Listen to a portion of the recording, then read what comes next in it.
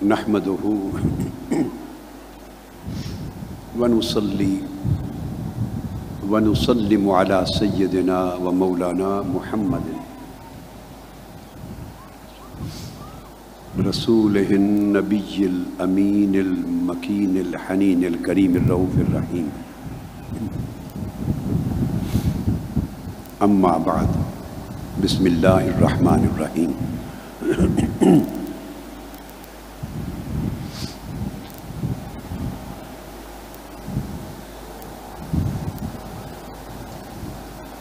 یہ اس سال جو اللہ رب العزت کا اذن ہوا اور اس کی توفیق سے دروس مثنوی کا فیصلہ کیا،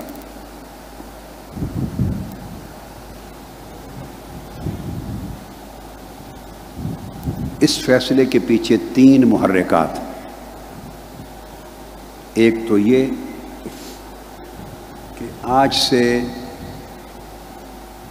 آپ سمجھیں کوئی 70 یا 80 90 سال یا 100 سال قبل کا جو زمانہ تھا، اس وقت تک پچھلی چند صدیوں میں، کئی صدیوں میں جو طالبین عشق و معرفت ہوتے تھے، عشق الہی اور معرفت الہیہ کے طالب پیاسے، ان کے لیے مثنوی کے درس دنیا کے کئی ممالک میں، مختلف شہروں میں بڑے بڑے اولیاء صوفیاء کے حلقات میں ہوتے تھے. مثنوی مولانا روم کا درس دیا جاتا تھا، اور اس سے بہتر عشق الہی اور معرفت الہی کے جام بھر بھر کے پلانے کا کوئی اور مضمون نہ تھا. حتیٰ کہ پرانے وقتوں میں علماء اور مشائخ اپنے خطابات کو بھی مثنوی مولانا روم سے مزین کرتے، خطبہ کے بعد مثنوی کے اشعار پڑھتے، اور اس سے لوگوں کی تہذیب اخلاق، تزکیہ نفس، تصفیہ قلب و باطن اور ان کے اندر معرفت الہیہ کا نور پیدا کرنے اور ان کی روحوں کو اللہ کی قربت کی یاد دلانے اور ان کے اندر عشق الہی کی آگ لگانے کے لیے مثنوی مولانا روم کو ایک مؤثر ترین ذریعہ سمجھا جاتا تھا. یہ گلستان شیخ سعدی کی اور اس طرح بعض اور مشائخ کی کتب وہ دنیا میں قبولیت کے اعتبار سے سب مثنوی مولانا روم کے بعد آتی. ایک تو یہ تھا کہ یہ ایک بڑا پرانا سبق تھا، اور آخری دور جو گزرا ہے اس میں جو مثنوی کا درس دینے والے مشائخ تھے، ان میں حضرت پیر سید میر علی شاہ صاحب رحمۃ اللہ علیہ، ان سے اسی زمانے میں یا اس سے قبل مثنوی کا درس مکہ معظمہ میں ہوتا تھا، اور حضرت حاجی امداد اللہ مہاجر مکی رحمۃ اللہ علیہ درس مثنوی دیتے، اور پاک و ہند سے مشائخ اور علماء ان کے درس مثنوی کے حلقہ کے لیے مکہ معظمہ جاتے.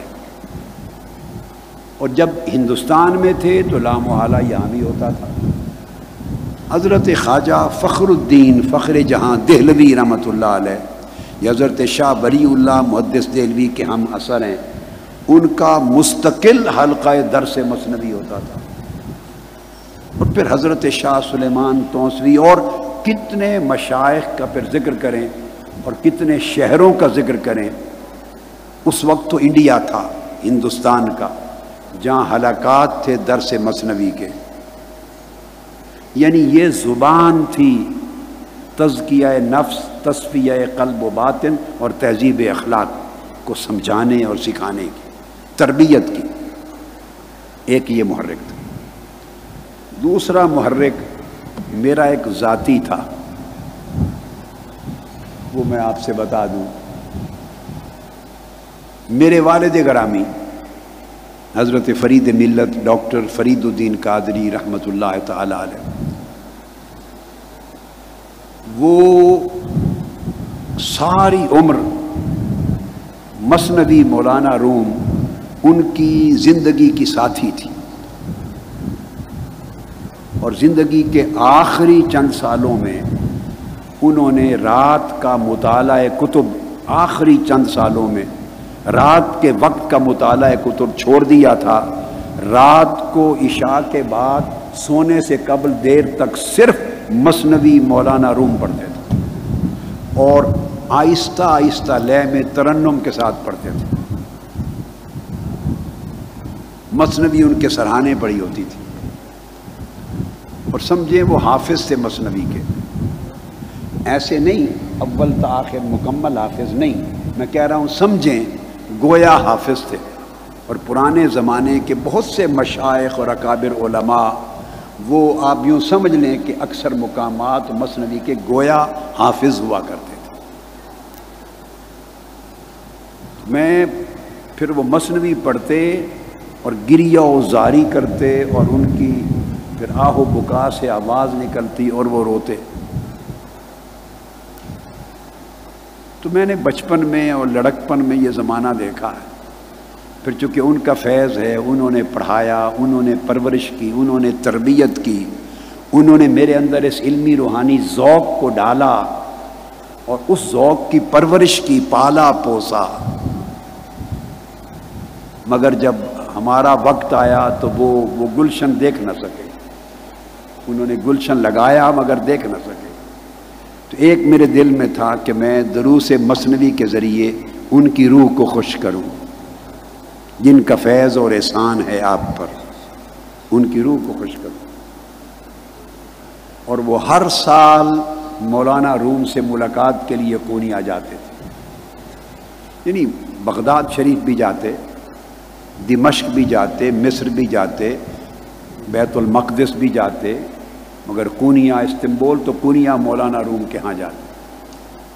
اور یہ مشائخ کا وتیرہ تھا، وہ قافلوں کی شکل میں ہندوستان سے سفر کر کے قونیا مولانا روم کے ہاں جاتے تھے، اور وہاں محفل سما ہوتی تھی، ہندوستان سے جایا کرتے تھے۔ بغداد شریف جاتے اور وہاں سے قونیا جاتے، دو جگہیں مقرر تھی کہ ان کا ناغہ نہیں ہوتا تھا، اور علاوہ اس کے باقی مقامات تو تھے، زیارت گاہیں تھیں۔ تیسری جو اس کی علت ہے یا سبب ہے اور محرک ہے، وہ ان سب سے خاص ہے،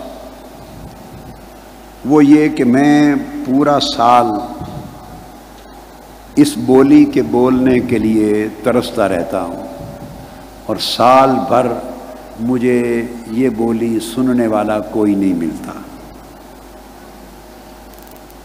ایسی بولی بولنے کے لیے ایک ماحول چاہیے، ایک ایسا ماحول جس میں دل و دماغ، قلب و روح، یعنی تن بھی اور من بھی یکسو ہو جائیں، یکسو، اور ہر شے دائیں بائیں کے خیال سے اور اس کے شغل سے بے نیاز اور منقطع ہو جائیں، اور ان کی سماعتیں دیکھنا، ان کا سننا، ان کا سوچنا، ان کا چاہنا، ان کا فکر، ان کی طلب، ان کی خواہش، ہر شے یکجا ہو کر ایک سمت ہو جائے، اور وہ طلبگار ہوں اپنی روحانی تربیت کے لیے عشق کا ترانہ سننے کی خواہش۔ اس کے لیے ایک ماحول چاہیے، ایک بستی چاہیے، ایک محفل چاہیے جہاں ترانہ عشق گونجے۔ یہ بولی، اس کا سوداگر ہر کوئی نہیں ہوتا، ہر جگہ نہیں ملتا۔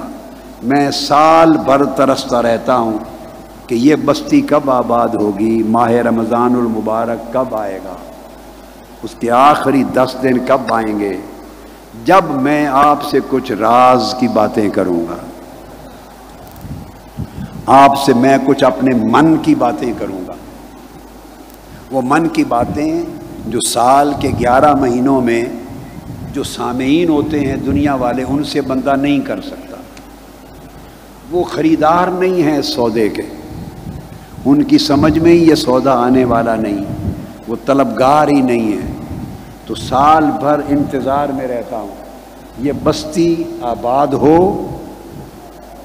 اور اس میں لوگ عاشق بننے کے لیے آئیں۔ میں یہ نہیں کہتا کہ جو آیا وہ عاشقان الہی میں سے ہو گیا، نہیں، میں تو آپ کو اس راہ پہ لگا رہا ہوں، لوگ عاشق بننے کے لیے آئیں۔ اور دو چیزوں کا بڑا تضاد ہے، ٹکراؤ ہے، عاقل اور عاشق۔ بندہ جب تک عاقل رہے، عقل کا غلبہ، عقل کی سلطنت، عقل کی حکمرانی رہے، عشق اس گھر میں، اس دل والے گھر میں داخل نہیں ہوتا۔ اگر عقل کا پیرا رہے تو عشق کا بسیرا نہیں ہوتا۔ یہ دو ایک جگہ یکجا نہیں ہوتے، یا بندہ عاقل رہے یا عاشق ہو جائے۔ یہ مضمون انشاءاللہ کل آئے گا، کل کی رات یہ مضمون آئے گا جو میں نے عاقل اور عاشق کی بات کی۔ کل کی رات یہ مضمون، ساری رات یہ مضمون آئے گا۔ آج ہم ان شعروں تک نہیں پہنچیں گے۔ تو اس وقت ایک تمہید ہے کہ اگر عقل کی حکمرانی رہے تو عشق کا داعیہ، عشق کا جذبہ نہ بیدار ہو سکتا ہے، نہ پروان چڑھتا ہے، نہ مستحکم ہوتا ہے، نہ تناور درخت بنتا ہے، چونکہ عقل کے تقاضے یکسر کچھ اور ہیں۔ علامہ اقبال بھی کہتے ہیں عقل کو تنقید سے فرصت نہیں، عقل کو تنقید سے فرصت نہیں، عشق پر اعمال کی بنیاد رکھ۔ عقل ہر چیز میں چون و چرا کرتی ہے۔ عقل یہ سوچتی ہے یہ کیسے ہے، یہ کیوں ہے، کہاں سے ہے، درست ہے، غلط ہے، یہ کیا تو کیا ہوگا، لوگ کیا کہیں گے، نتیجہ کیا ہوگا۔ عقل اسی بھنور میں رہتی ہے۔ بے خطر کود پڑا آتش نمرود میں عشق، بے خطر کود پڑا آتش نمرود میں عشق، عقل ہے محو تماشائے لب بام ابھی۔ عقل انسانی تاریخ میں کبھی آگ میں نہیں کودی، عقل کبھی آگ میں نہیں کودی۔ عقل لب بام سوچتی ہے ٹانگ تو نہیں ٹوٹ جائے گی، ہڈی تو نہیں ٹوٹ جائے گی، زندہ بچوں گی نہیں، کیا ہوگا، اس کے بعد بچوں کا کیا بنے گا، میرا کیا بنے گا۔ عقل اسی سوچ میں زندگی گزار دیتی ہے۔ اور عشق بے خطر کود پڑا آتش نمرود میں عشق،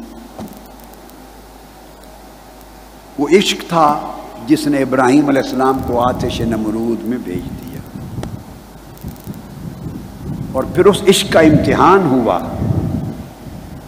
جب ابراہیم علیہ السلام عین آگ کے وسط میں پہنچ گئے، انہیں پھینک دیا گیا، تو اللہ رب العزت نے ایک فرشتے کو بھیجا اور فرشتے سے فرمایا کہ جا کے پوچھ میرے ابراہیم سے، اپنی طرف سے جا کے پوچھ، میرا پیغام دے، پوچھ کہ اس وقت آپ کو مدد کی ضرورت ہے تو میں بچا لوں، جلنے سے بچا لوں۔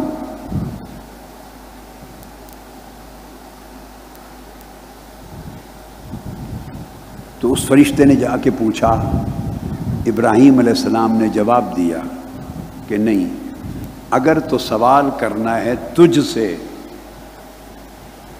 اما السوال عنک، اگر سوال کرنا ہے تجھ سے تو فلا، پھر کوئی سوال نہیں، چلا جا، حاجت نہیں۔ وَأَمَّا عَنْهُ، اور اگر مولا سے سوال کرنا ہے تو هُوَ أَعْلَمُ بِحَالِي مِنْ سَوَالِي، اگر اس سے سوال کرنا ہے تو وہ میرے سوال سے زیادہ میرے حال کو جانتا ہے، میرے سوال سے زیادہ میرے حال کو جانتا ہے۔ تو عشق کے طریقے سوچنے کے اور ہوتے ہیں۔ اگر وہاں عقل پیکر عقل ہوتا تو کہتا اللہ نے فرشتہ بھیج دیا ہے اور فرشتہ پوچھ رہا ہے کہ اگر آپ چاہیں تو میں آگ بجھا دوں اور آگ میں پھینکنے والوں کو جلا دوں۔ عقل کا پیکر ہوتا تو کہتا ٹھیک ہے آگ بجھا دے تاکہ ان کو پتہ چل جائے کہ میں حق پر ہوں، اور اللہ کا پیغام حق ہے اور یہ جھوٹ پر ہیں، باطل ہیں، مشرک ہیں، ان کو پتہ چل جائے یہ وقت ہے حق کی کرامت دکھانے کا۔ معجزہ صادر ہو جاتا تو پیکر عقل ہوتا تو کہتے حق اور باطل میں فرق سامنے آ جائے گا، بجھا دیں آگ، بلکہ ان کو ڈگا دیں۔ مگر نہیں، یہاں آگ میں جو کھڑا تھا وہ پیکر عقل نہیں، پیکر عشق تھا۔ اس نے کہا فرشتے سوال کروں تجھ سے سوال کروں، میرے عشق کی ہتک ہے، یہ عاشق کی ہتک ہے، عاشق کو زیب نہیں دیتا۔ رہ گیا اس سے سوال کرنا، تو اس سے تو تب سوال کروں کہ میرے حال سے واقف نہ ہو۔ تو عاشق یوں سوچتا ہے۔ تو عقل کے سوچنے کے طریقے اور فیصلے کے طریقے اور ہوتے ہیں، عشق کے فیصلے کے طریقے اور ہوتے ہیں۔ عقل جان بچاتی ہے، عشق جان دیتا ہے۔ عقل جان بچاتی، وہ فکر کرتی ہے جان بچے کیسے، عشق کہتا ہے کہ جان جائے کیسے۔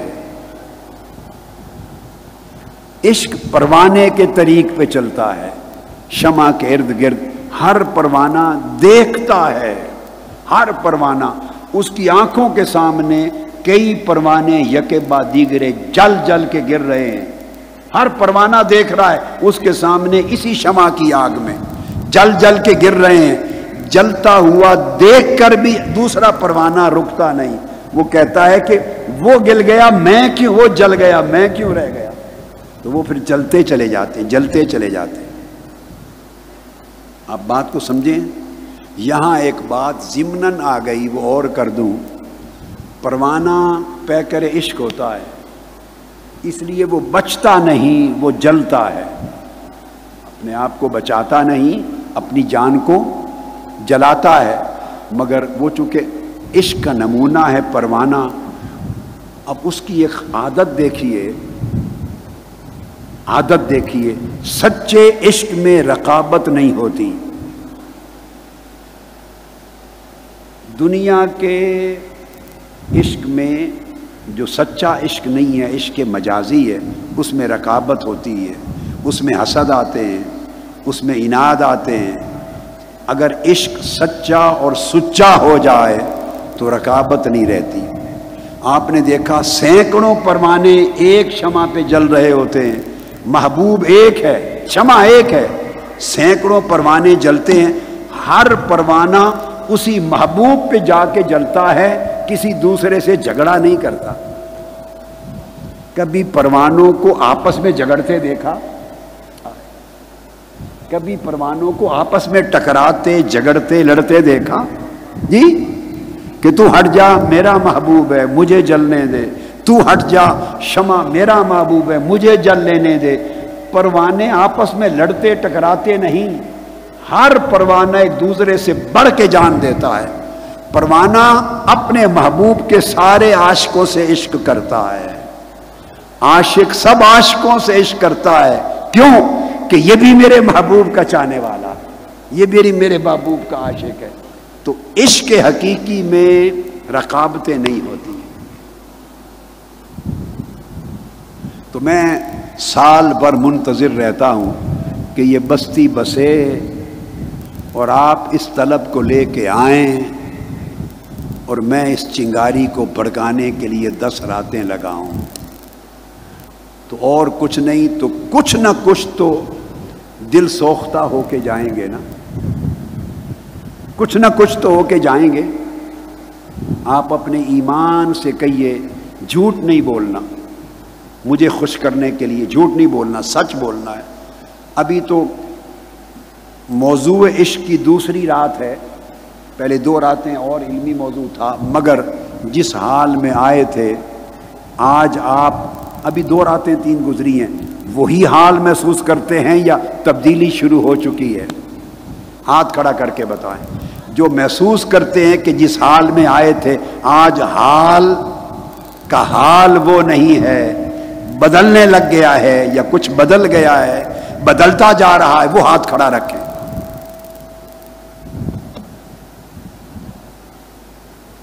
ابھی سے ہی،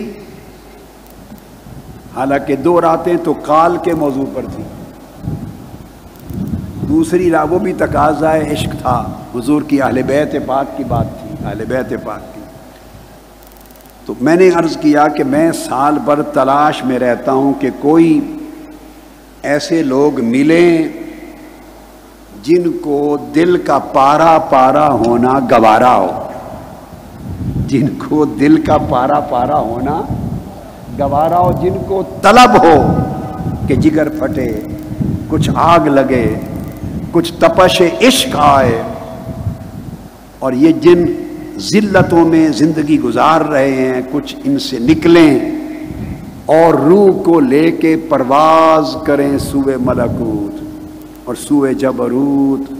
اس پڑوس میں وہ شاید کسی کا شعر ہے، معلوم نہیں، وہ پنجابی کا میں نے ایک مصرع سنایا تھا، پیر میر علی شاہ صاحب کا ہے یا کسی اور کا ہے، کہ وسدے ہاسے تے وسدے ناسے، تیری جھوک دے آسے پاسے۔ میں ترجمہ سمجھاتا ہوں، جو جنگ سے اس سمت کے ہیں ان کو سمجھ نہیں آئے گی ہر لفظ کی، مجھے پتا ہے۔ وسدے ہاسے یعنی ہم بستے تھے، وہ محبوب سے بات کرتا ہے عاشق، ہم بستے تھے، آباد تھے کبھی، وسدے ہاسے تے وسدے ناسے۔ وسدے ناسے کا مطلب ہے کہ تجھے چھوڑ کر دور جانے پر اعتبار نہیں کرتے تھے، جہاں تیرے قربت میں رہتے تھے چھوڑ کر کہیں جانا یہ گوارا نہیں کرتے تھے، ممکن ہے پلٹ کے آنا نصیب نہ ہو، چمٹے رہتے تھے تیری قربت میں، تیرے جوار میں، تیرے پڑوس میں، کہ کبھی کبھی تیرا جلوہ ہو جائے گا، تیری آواز سنائی دے گی۔ وسدے ہاسے تے وسدے ناسے، یعنی تیرا چھوڑنا گوارا نہیں کرتے تھے۔ تیری جھوک دے آسے پاسے، جو تیرا گھر تھا، ہائے ہائے ہائے، جو تیرا گھر تھا اسی کے ارد گرد گھومتے رہتے تھے کہ کسی وقت تو نکلے گا باہر، کبھی تو پھیرا ڈالے گا باہر، کسی گلی کوچے میں نکلے گا، کبھی جھانکے گا تو تیرا مکھڑا تک لیں گے۔ تیری رہائش گاہ کے ارد گرد پھرتے رہتے تھے، تیری جھوک دے آسے پاسے، سن دے ہاسے۔ مجھے خیال آیا کہ یہ مصرع شاید دوسرا نہیں سنایا تھا۔ سن دے ہاسے مٹھیاں گالی تے وچھڑن یاد نہ ہاسے، سن دے ہاسے تیری مٹھیاں گالی، تو جب بولتا تھا تو تیری میٹھی میٹھی شیرینی آواز کی، تیری پیاری پیاری باتیں سنتے تھے جو کانوں میں رس گھول دیتی تھیں، تے وچھڑن یاد نہ ہاسے، یہ یاد ہی نہیں تھا کہ کبھی کوئی ایسا وقت بھی آئے گا کہ تجھ سے تیری بستی سے دور چلے جائیں گے۔ یہ آواز جو مولانا روم نے مثنوی جس شعر سے شروع کی ہے، یہ اس کا ترجمہ کیا ہے کسی عارف نے، عاشق نے، پنجابی زبان، کہ وچھڑن یاد نہ ہاسے۔ یہ گمان میں بھی نہیں تھا، روح کہہ رہی ہے، روح، یہ گمان میں بھی نہیں تھا کہ مولا تیری قربتوں کی بستی کو چھوڑ کر انسانی بدن میں چلے جائیں گے، عالم ناسوت میں چلے جائیں گے، اس حقد و حسد، اس تکبر، بغض، عناد، حرص و ہوا اور شہوتوں بھری دنیا کے اس ذلیل ماحول میں اس بدن میں چلے جائیں گے جہاں وہ تیری قربتیں چھوٹ جائیں گی، تیری طاعتیں چھوٹ جائیں گی، اور پھر کبھی نفس کا غلبہ ہوگا، ہماری طلب بھی دب جائے گی۔ وہ وقت یاد ہی نہیں تھا کہ کبھی ایسا آئے گا. یہ وہ زبان ہے. تو میں نے کہا جب یہ 10 دن آتے ہیں اور بستی آباد ہوتی ہے تو یہ 10 دنوں کے لیے میں چاہتا ہوں عاشقوں کی بستی بن جائے. اور عاشقوں کی بستی کا مطلب یہ ہے عاشق لوگ جب ملتے ہیں تو ایک دوسرے کو دیکھ کر بھی روتے ہیں, جب بچھڑتے ہیں تو بچھڑ کے بھی روتے ہیں. عاشقوں کی پہچان یہ ہے کہ مل کے بھی روتے ہیں, بچھڑ کے بھی روتے ہیں. آپ کہیں گے بچھڑ کے رونا تو سمجھ میں آتا ہے, مل کے کیوں روتے ہیں؟ اس لیے کہ جب عاشق ایک دوسرے سے ملتے ہیں تو عاشق عاشق کا چہرہ دیکھ کر محبوب کو یاد کرتا ہے. عاشق کا چہرہ دیکھنے سے محبوب حقیقی یاد آتا ہے, اس لیے ان سے مل کر اس محبوب کو یاد کر کے روتے ہیں. اس چہرے کے نور سے, اس چہرے کے انگ سے, اس کی ادا سے, اس کی بات سے, اس کے لب و لہجے سے محبوب کی, اس محبوب حقیقی کی یاد آتی ہے. اس لیے فرمایا اذا رؤوا ذکر اللہ, جب ان کو دیکھیں تو اللہ یاد آ جائے. یہ جو میں نے آپ کو کہا کہ سال بھر انتظار کرتا ہوں کہ وہ بستی کب آباد ہوگی, جب میں اس بستی میں بیٹھے ہوئے عاشق معتکفین سے, عاشقوں سے دل کے راز کی باتیں کہوں گا اور من کی بانسری گونجے گی. اب یہ مولانا روم نے مثنوی میں کہا ہے, وہ فرماتے ہیں سینہ خواہم شرح شرح از فراق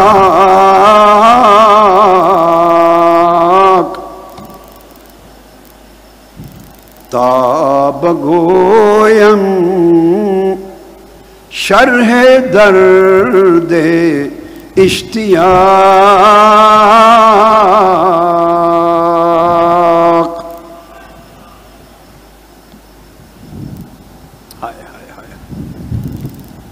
مولانا روم اس بانسری کی زبان میں آگے بیان کرتے ہیں. روح کی بانسری کہتی ہے میں اپنا راز بتانا چاہتی ہوں کہ میں کیوں روتی ہوں, کیوں تڑپتی ہوں, مجھے کون یاد آتا ہے اور کیا کیا یاد آتا ہے, مگر سینہ خواہم ہائے ہائے شرح شرح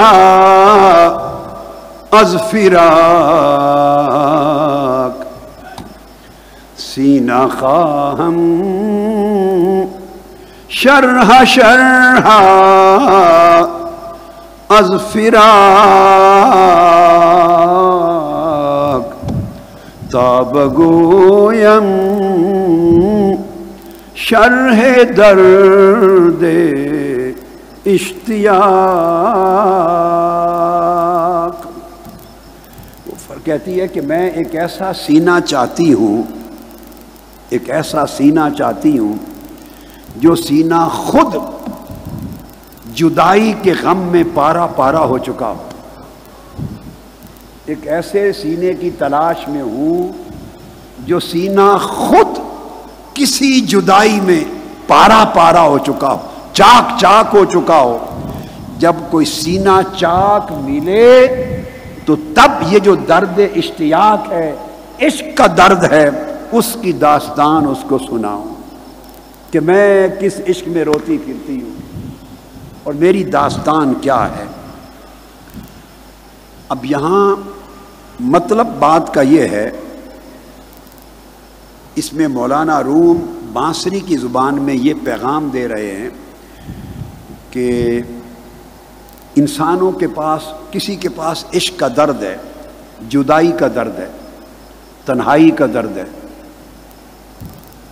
مگر اس درد کو وہی شخص سمجھ سکتا ہے, وہی شخص جو اپنی زندگی میں مصائب و آلام سے لذت گیر ہوا ہو, جس کا سینہ پھٹا ہو اور جس نے درد کا مزہ چکھا ہو کہ درد کیا ہوتی ہے، تب جا کے وہ کسی اور کے نالہ فریاد کا اثر لے گا اور اس کی درد بھری داستان کی طرف اس کے دل کے کان متوجہ ہوں گے۔ جس شخص کے اوپر نہیں بیتی، بھوکا شخص ہی بھوک کا معنی سمجھتا ہے کہ بھوک کیا ہے۔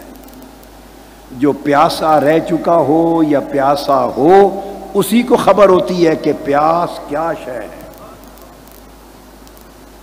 صحت مند بیمار ہو جائے تو اس بیمار کو پتا ہوتا ہے کہ صحت کی قدر و قیمت کیا ہے۔ جو بھوکا ہی نہیں ہے، اسے کسی کے بھوکا رہنے کا کیا احساس ہے۔ جس پر خود پیاس نہیں بیتی، اس کو کسی پیاسے کے حال کا کیا خبر۔ فرماتے ہیں کہ بے شک جب درد مند عاشق اپنے ہجر و فراق میں روتا ہے تو کچھ نہ کچھ اثر اس کے ہجر و فراق کے آہ و بکا کا، اس کی فریاد کا، رونے دھونے کا کچھ نہ کچھ اثر ہوتا ہے۔ مگر کچھ طبیعتیں ایسی بھی ہوتی ہیں، اتنی سنگ دل ہوتی ہیں، اتنی سنگ دل ہوتی ہیں، وہ دل گداختہ نہیں ہوتی، ان کے دل جلے نہیں ہوتے، ان کے دل نرم نہیں ہوتے۔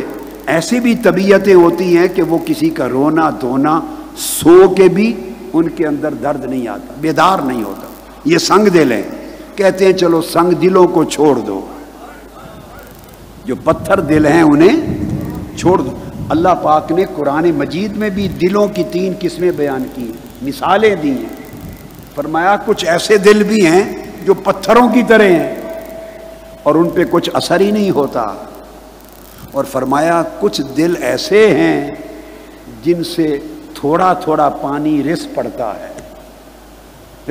ہے، اور کچھ دل ایسے خوش نصیبوں کے ہیں جن سے چشمہ پھوٹ پڑتا ہے، ان پتھروں کی طرح ان پتھروں سے چشمہ پھوٹ پڑتا ہے۔ تو اگر کسی کا دل ایسا نہ ہو کہ اس سے عشق اور معرفت کا چشمہ پھوٹ پڑا ہو، تو کم سے کم اتنا ہو، قرآن مجید میں کہا کچھ ایسے پتھر بھی ہیں کہ لرز جاتے ہیں، تو کم سے کم کوئی لرزنے والا دل تو ہو کہ کسی کے دکھ درد اور ہجر و فراق کا قصہ سن کر لرز تو جائے، اس کو تڑپنے کا معنی تو سمجھ آئے، اس کو غم اور آہ و بکا کا کچھ فہم تو ہو۔ وہ کہتے ہیں جس کا سینہ ہی نہیں پھٹا، جس نے درد کی لذت ہی نہیں چکھی، جس نے مصیبت اور عشق اور فراق کی کیفیت کو نہیں دیکھا، میں اس کے سامنے بانسری کہتی ہے اپنے درد کا کیا نالہ بیٹھ کے سناؤں۔ اور پھر وہ جس نے فراق اور ہجر کا درد نہ چکھا ہو، اسے آپ دکھ درد اور غم سنانے لگے، وہ آپ کو سیدھا سمجھے گا مکار ہے، فریبی ہے، کیونکہ اس کو سوائے فریب کے کسی چیز کی سمجھ ہی نہیں۔ اس کی آنکھیں کبھی بھیگی نہیں ہیں، اس کے دل لرزے نہیں ہیں، اس کی آنکھیں بھیگی نہیں، تڑپا نہیں ہے۔ وہ تڑپنے والے کو دیکھے گا سمجھے گا فریبی ہے، مکار ہے، عیار ہے، اس کی سمجھ اس سے آگے جائے گی نہیں۔ یہ ایک قسم کے کہ ریاکار آدمی ہے۔ اب دوسرا کہتے ہیں کہ چلو ممکن ہے کوئی آپ کو ریاکار نہ سمجھے، کچھ تھوڑی خبر ہو اس کو دکھ درد کی، تھوڑی سی خبر ہو دکھ درد کی، مگر وہ کیا اندازہ کرے گا کہ اس شخص کا غم فراق کیا ہے۔ اس لیے وہ فرماتے ہیں کہ مجھے ایسا سینہ چاہیے جس کو ہجر اور فراق اور دکھ درد کی کیفیتوں کا کچھ اندازہ ہو، تاکہ میں اپنے درد شوق اور درد عشق کا حال اس کو سناؤں۔ اب یہ شیخ سعدی فرماتے ہیں اسی مضمون کو، شیخ سعدی وہ فرماتے ہیں تندرستاں را نباشد درد ریش۔ تندرستوں کو کیا خبر درد ریش، جز بہم درد نگویم راز خیش۔ کوئی ہمدرد ملے تو اسی کو اپنے درد کا راز سنا سکتے ہیں، جو ہمدرد ہی نہیں ہے اس کو کیا سنائیں اپنے درد کا حال۔ اور پھر بڑی عجیب بات کی ہے شیخ سعدی نے اسی مضمون میں، کہتے ہیں تا ترا حال نباشد ہم چما حال ما باشد ترا افسانہ بیش، کہ اے بندے جب تک تیرا حال بھی میرے حال جیسا نہ ہو جائے، جب تجھ پر وہی کچھ نہ بیتے جو مجھ پر بیتا ہے، تو پھر میں اپنا حال سنا دوں تو اسے افسانہ ہی سمجھے گا کہ کوئی افسانہ سنا رہا ہے، یہ کوئی ناول ہے، کوئی قصہ ہے، کوئی کہانی ہے۔ تجھ پر وہی کچھ تھوڑا سا بیتے جو مجھ پر بیت گیا ہے، تو تب تجھے بھی میرے حال کی سمجھ آئے۔ یہاں ایک شعر ہے میر درد کا۔ میر درد کا کلام پہلے انڈیا میں قدیم زمانے میں جب اردو شاعری شروع ہوئی تو میر تقی میر اور میر درد دو نامور شعراء تھے۔ میر درد کا کلام ہمیشہ صوفیانہ درد کا کلام، صوفیاء کا کلام، وہ صوفی شخص تھا۔ میر درد کہتا ہے اے درد کہوں کس سے بتا راز محبت، اے درد کہوں کس سے بتا راز محبت، عالم میں سخن چینی ہے یا تانا زنی ہے، عالم میں سخن چینی ہے یا تانا زنی ہے، میں کس کو اپنا درد محبت سناؤں، کس کو ہجر و فراق کی داستان سناؤں، جو کہیں دنیا میں تو یہاں سخن چینی ہے، جملے پکڑ لیتے ہیں، لفظ پکڑ لیتے ہیں اور لفظوں جملوں کو پکڑ کے گھماتے ہیں، مزہ لیتے ہیں، تنقید کرتے ہیں اور تنقید کا نشانہ بناتے ہیں، ٹھٹھا کرتے ہیں، مذاق اڑاتے ہیں۔ یا سخن چینی ہے یا تانا زنی ہے، یا پھر تانا بنا لیتے ہیں، تانا زنی کرتے ہیں۔ تو درد کہتا ہے میں کس کو سناؤں حال محبت اپنا، کوئی اس محبت کے درد میں رنجیدہ ملے، اس کو شناسائی ہو کہ عشق اور ہجر کا حال کیا ہوتا ہے، تو میں بھی اس کے سامنے دکھڑا سنا دوں کھول کر۔ یہ آج کا پہلا شعر ہے مثنوی کا۔ اس کے بعد وہ میں نے کل پڑھے تھے 4 شعر، وہ مضمون اس کے بعد آتا ہے جس میں مولانا روم بیان کرتے ہیں اسی بانسری کی زبان میں۔ گرم ہے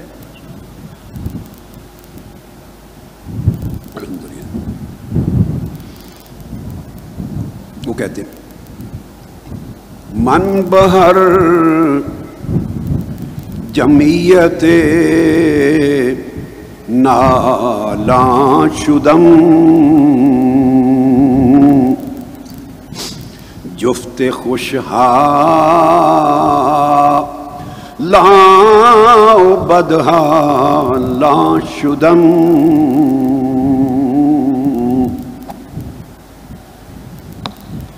پھر آگے کہتے ہیں ہر کسے از ظن خود شد یار من،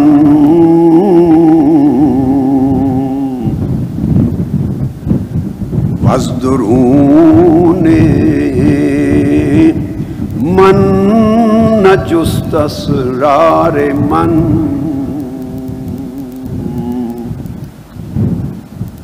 اب وہ بیان یہ کر رہے ہیں، روح کہتی ہے، روح کہ میں بہت ساری صحبتوں میں رہی ہوں، بیٹھی ہوں، بہت سی مجلسوں میں بیٹھی ہوں۔ روح کہہ رہی ہے نا، یعنی بندہ بیٹھتا ہے بہت سی صحبتوں میں، بہت سے اجتماعات میں، بہت سی مجلسوں میں بیٹھی ہوں اور ان میں روئی بھی ہوں، کئی بار روئی ہوں، اور جفت خوشحالاں و بدحالاں شدم، خوشحال خوش اوقات اور بدحالاں بد احوال۔ اس سے مراد خوش حالاں سے مراد وہ لوگ جو میرا نالا و فریاد سن کر جن کے دل پسیج گئے، جن پر کچھ کیفیت طاری ہوئی، لرزہ طاری ہوا، جن کو کچھ سمجھ آئی، ان کے پاس بھی بیٹھی ہوں اور بد حالوں کے پاس بھی بیٹھی ہوں کہ جن پہ کوئی اثر ہی نہیں ہوا، سمجھ ہی نہیں آئی۔ جگہ جگہ بیٹھی ہوں، طرح طرح کی مجلسوں میں بیٹھی ہوں اور طرح طرح کے لوگوں کے ساتھ بیٹھ کے میں نے ہر ایک کو اپنا حال سنایا ہے۔ مگر کیا ہوا؟ ہر کسے الظن خود یار من، ہر کوئی اپنی سمجھ کے مطابق، اپنے فہم کے مطابق میرا دوست بن گیا، اپنی سمجھ اور اپنے فہم کے مطابق میرا رفیق بن گیا، میرا ساتھی، میرا صاحب بن گیا، اپنی اپنی سمجھ اور صلاحیت کے مطابق ہر کوئی میرا دوست۔ بہت دوست بنے، بہت آئے میرے پاس بیٹھے، بہتوں نے میری بات چیت سنی، بہت سے لوگ نے اپنی سمجھ کے مطابق مجھے چاہا، میرے دوست بنے، مگر ہر کوئی اپنی سمجھ کے مطابق مجھ سے دوستی کرتا رہا۔ اس کے اپنے معیار تھے، اپنے پیمانے تھے، اپنی سمجھ کے، اپنی بوجھ کے، اپنے مفاد کے، اپنے ناپ تول تھے۔ ہر کوئی اپنی اپنی سمجھ کے پیمانے کے مطابق مجھے اپنا سمجھتا رہا، وہ میرا بنتا رہا، دوستی بناتا رہا، مگر میرے اندر جو اصل راز تھا اس راز کا کھوج لگانے کی کوشش کسی نے نہ کی۔ میرے اندر کے راز کی اصل جستجو کوئی نہ کر سکا۔ اب یہ کیا ہے؟ مولانا روم مضمون یہ بتانا چاہ رہے ہیں کہ ہر مجلس میں بیٹھی ہوں میں، عاشق اور عارف کی روح کہتی ہر ایک کے ہاں میرے نالہ و فریاد کو سن کے کچھ نہ کچھ ہر ایک پر اثر ہوا۔ سنگ دلوں کو چھوڑ کر، سخت دلوں کو چھوڑ کر، جن کے دل پتھر ہو گئے تھے انہیں چھوڑ کر کچھ نہ کچھ اثر ہوا، مگر اثر اتنا ہوا کہ اس نے اجمالاً میرے دکھ درد کو، آہ و بکا کو، نالہ و فریاد کو سن کر اتنا ہی سمجھا کہ ایسے لگتا ہے کہ اس پر کوئی صدمہ آیا ہے، اس پر کوئی مصیبت ضرور آئی ہے۔ بس اتنا سمجھ آیا، کوئی صدمہ اور مصیبت ہے جس کی وجہ سے رو رہا ہے۔ اس سے آگے اس کی سمجھ میں نہیں آیا۔ کچھ آگے بڑھا، اس نے مزید سمجھنے کی کوشش کی مجھے، تو اس نے اپنے اوپر قیاس کر لیا۔ کوئی صدمہ اس کی زندگی میں بھی آیا تھا، کوئی مصیبت اس کی زندگی میں بھی آئی تھی، اس کا تجربہ بھی ہوا تھا صدمے کا، دکھ کا، مصیبت کا۔ اس نے اپنے اوپر قیاس کر کے سمجھا کہ جس قسم کی مصیبت میں، آفت میں، تکلیف میں، پریشانی میں میں مبتلا ہوں یا مبتلا رہا ہوں، اس پر بھی اسی طرح کی کوئی مصیبت آئی ہوگی۔ اس کی بیوی مر گئی ہوگی بیچارہ، کوئی اچھا رشتہ نہیں ملتا ہوگا، کوئی بیٹا بیٹی اولاد میں کوئی مر گیا ہوگا، اس کا روزگار چھن گیا ہوگا، بے روزگار ہوگا، جاب لیس ہوگا، اس لیے روتا ہے، پریشان ہے، بیمار ہوگا، سینکڑوں علاجوں کے باوجود صحت یاب نہیں ہو رہا، اس لیے روتا ہے، کوئی عاجز آ گیا ہوگا کسی کام میں، کسی نے ظلم کیا ہوگا، کسی نے مارا ہوگا، کسی نے بے وفائی کر دی ہوگی۔ جو جو واقعات دکھ درد کے اس پر بیتے تھے، اس نے انہی میں سے کسی پر قیاس کر کے میرے دکھ کو بھی سمجھ لیا کہ اس پر بھی ایسا کچھ ہوا ہوگا۔ وہ کہتے ہیں کہ جس سے بھی واسطہ پڑا اس نے میرے دکھ کو اپنے کسی دکھ جیسا سمجھ لیا۔ ہائے ہائے، جس نے بھی میرا نالہ و فریاد سنا اس نے میری آہ و زاری اور میرے غم و فراق کو اپنے اوپر کبھی طاری ہونے والی مصیبت کے موافق قیاس کر لیا، اور اس سے آگے کسی نے سمجھنے کی نہ کوشش کی، نہ اس کے پاس صلاحیت تھی، نہ ادراک تھا، نہ ذوق تھا کہ اس سے آگے جا سکے کہ یہ میری مصیبتیں تھیں، یہ ان مصیبتوں کی وجہ سے نہیں روتا، اس کو تو اس مولا کی قربت کی جو تڑپ ہے وہ رلا رہی ہے، اس کی قربت سے جدائی رلا رہی ہے، اس کو عشق الہی کی آگ تڑپا رہی ہے۔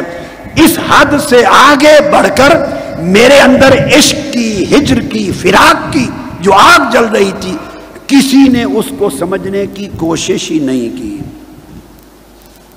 یہ وہ بیان کرتے ہیں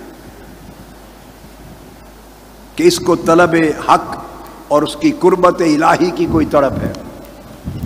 اب یہ بات کہہ کر اس کے بعد مولانا روم اس کو ایک نکتے کے ساتھ سمجھاتے ہیں اس بات کو آگے بسم اللہ۔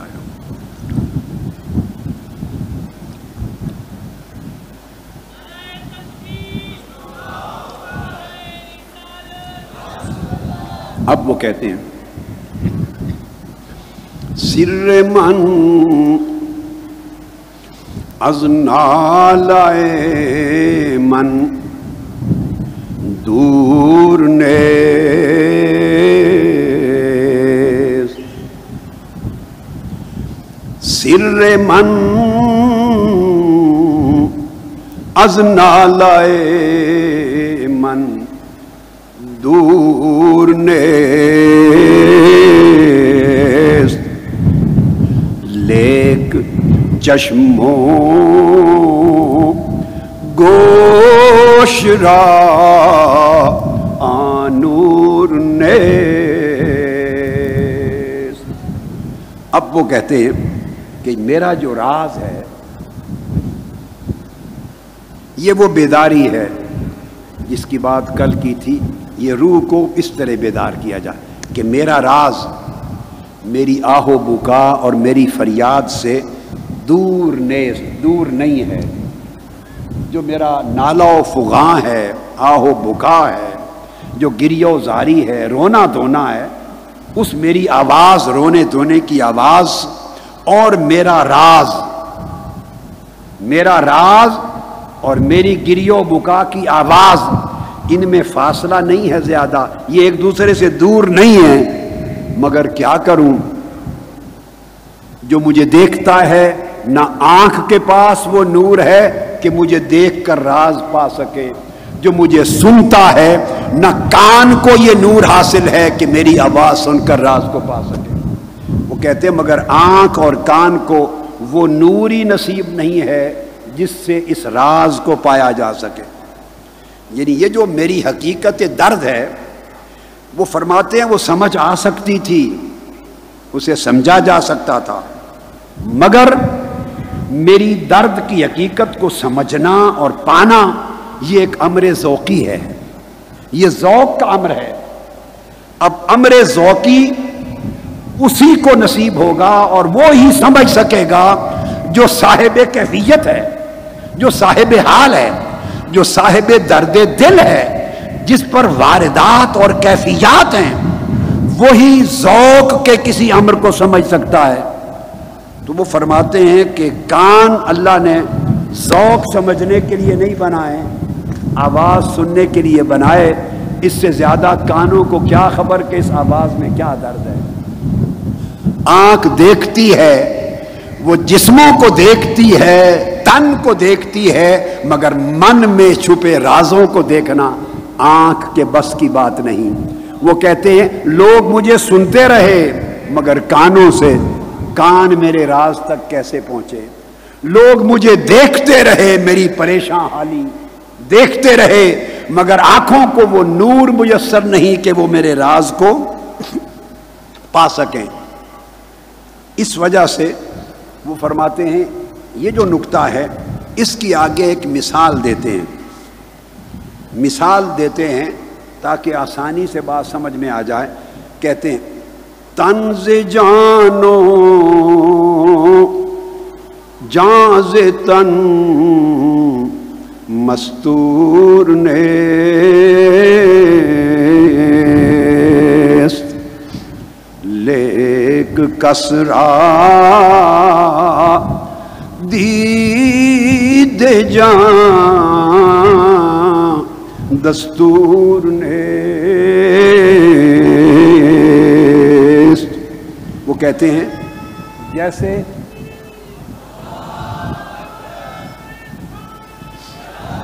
جیسے میرا راز، جیسے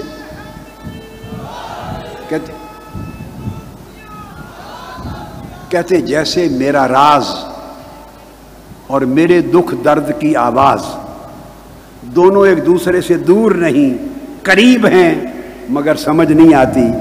اس کی مثال فرماتے ہیں ایسے ہے جیسے تن، جسم جان سے دور نہیں ہے۔ آپ فاصلہ کر سکتے ہیں، یہ انگلی ہے، یہ انگلی ایک جسم ہے، اس کے اندر جان ہے، کوئی فاصلہ ہے؟ اس طرح سر سے پاؤں تک پورا تن ہے، پورا جسم ہے، اس کے اندر جان ہے. جان ہے تو جسم زندہ ہے نا. جان اور روح نکل جائے، روح تو بندہ مردہ ہو جائے. وہ کہتے ہیں جسم کے اندر روح ہے، اور جسم اور روح میں کوئی فاصلہ بھی نہیں ہے، اتنا قریب ہے کہ جڑے ہوئے ہیں. اور اتنا جڑے ہوئے ہونے کے باوجود جسم نے کبھی آج تک جان کو دیکھا نہیں. جسم چاہے بھی تو روح کو دیکھ نہیں سکتا. لیک کسرا دید جان دستور نے، کیوں کہ جسم کا دستور ہی نہیں ہے کہ وہ روح کو دیکھ سکے. جسم کو وہ آنکھ ہی میسر نہیں جس سے روح نظر آ سکے. جسم کی آنکھ کو وہ نور بصیرت ہی میسر نہیں جس سے سر نالہ و فریاد معلوم ہو سکے، عشق کا درد معلوم ہو سکے. وہ کہتے ہیں جس طرح جسم روح کے قریب ہو کر روح کو دیکھ نہیں سکتا، اسی طرح میری آواز اور میرا راز قریب ہیں مگر کوئی آواز سن کر میرے راز کو جان نہیں سکتا. اب یہ جو بیسک ہے نقطہ جو سمجھایا، الطاف حسین حالی، آپ نے نام سنا، شاعر ہوئے ہیں حالی، وہ بھی ایک مصرے میں بات کرتے ہیں اور وہ کہتے ہیں کہ کوئی کس کو سنائے اپنا درد، چونکہ اس درد کا شناسہ ہی نہیں. اور جب آپ کو وہ آنکھ کو وہ نور نصیب نہیں ہوگا، اور سماعت کے دلوں کے کانوں کو وہ نور نصیب نہیں ہوگا کہ آپ کے درد کو سمجھ سکے، تو اس کے سامنے اپنی داستان غم بیان کرنا لا حاصل ہے. وہ کہتے ہیں بزم میں اہل نظر بھی ہیں تماشائی بھی. بزم میں اہل نظر بھی ہیں مگر ہر ایک کو اپنی نظر کی رسائی کے مطابق سمجھ میں آتا ہے، اور بیشتر تماشائی ہیں، بیشتر تماشائی ہیں. اور جو میں نے کہا کہ جس نے درد سنا اس نے اپنے غم پر قیاس کر لیا، اپنی مصیبت پر قیاس کر لیا. اس کو اکبر الہ آبادی نے یوں بیان کیا تھا. اکبر الہ آبادی نے، اس نے کہا تھا یہ دنیا رنج و راحت کا غلط اندازہ کرتی ہے، یہ دنیا رنج و راحت کا غلط اندازہ کرتی ہے، خدا ہی خوب واقف ہے کہ کس پر کیا گزرتی ہے. خدا ہی خوب واقف ہے کہ کس پر کیا گزرتی ہے. یہ جو گزرنا ہے یہ قال والے کبھی اہل حال کا حال نہیں جان سکتے. اس کی طرف اشارہ کرتے ہیں کہ اگر لوگ میری بات نہ سمجھ سکے اور میرے درد کا کھوج نہ لگا سکے تو تعجب کی بات نہیں. ہر ایک کے جسم کے ساتھ اندر روح لپٹی ہوئی جڑی ہوئی ہے، مگر آج تک کسی کا جسم اپنے اندر چھپی روح کو نہیں دیکھ سکا. اگر جسم روح کو نہیں دیکھ سکتا، جان کو نہیں دیکھ سکتا، تو میرے دکھ اور درد اور میرے نالے کی حقیقت کو، میرے ہجر و فراق کی حقیقت کو کوئی کیسے دیکھ سکتا ہے. اس کے لیے وہی آنکھ چاہیے، قلب کی آنکھ، ایک دل کی آنکھ چاہیے جو میرے بھید کو جان سکے، میری آہ و زاری کی حقیقت کو جان سکے. ایک ایسے کان چاہیے جن کی سماعت میں اللہ نے وہ نور رکھ دیا ہو. قرآن ہر کوئی سنتا تھا مگر ابو بکر کو کچھ اور سمجھ میں آتا تھا، ابو جہل کو کچھ اور سمجھ میں آتا تھا. چہرہ مصطفیٰ ہر کوئی دیکھتا تھا مگر عمر اور علی کو اس چہرے سے کوئی اور حسن و جمال دکھائی دیتا تھا. ابو لہب کو اسی چہرے سے کچھ اور نظر آتا تھا. ایک آنکھ چاہیے جو آنکھ وہ نور رکھے، اور وہ نور جب تک دل بیدار نہ ہو جائیں، جب تک دل بیدار نہ ہو جائیں اور خواب غفلت سے جاگ نہ اٹھے، ایک تنبہ نہ ہو جائے، ایک بیداری نصیب نہ ہو جائے، ایک تیقظ حقیقی جاگنا نصیب نہ ہو جائے، تو پھر ہم اپنے آپ کو جاگتا ہوا سمجھتے ہیں، حقیقت میں ہم سوئے ہوئے ہیں. جسم کی آنکھ جاگتی ہے، دل کی آنکھ سوئی ہوئی ہے. اس وجہ سے ہم حقیقت کو پا نہیں سکتے. اور بارگاہ الہیہ کے قرب کی اہمیت کیا ہے اور اس کے عشق کی لذت کیا ہے، وہ شخص کیا جانے جو ابھی عالم بیداری میں نہیں آیا۔ یہ ایک پھل ہے، کوئی پھل لے لیں، اگر آپ نے عمر بھر اس کو کھایا نہ ہو، چکھا نہ ہو، عمر بھر، اور کوئی آپ کو دلیل سے، یہ میں نے کئی بار مثال دی، کئی بار دلیل سے کیلے کا ذائقہ سمجھانا چاہے تو آپ کو سمجھ آ جائے گا۔ عمر بھر آپ نے کیلا نہیں چکھا تو میں ساری رات دلائل دے کے کیلے کا ذائقہ سمجھانا چاہوں، سمجھا پاؤں گا؟ آپ سمجھ پائیں گے؟ سیب نہیں چکھا عمر بھر، انگور نہیں چکھے، کوئی پھل، اس کو سارے ہزاروں دلائل سے کوئی سمجھانا چاہے تو ذائقہ سمجھ میں نہیں آتا۔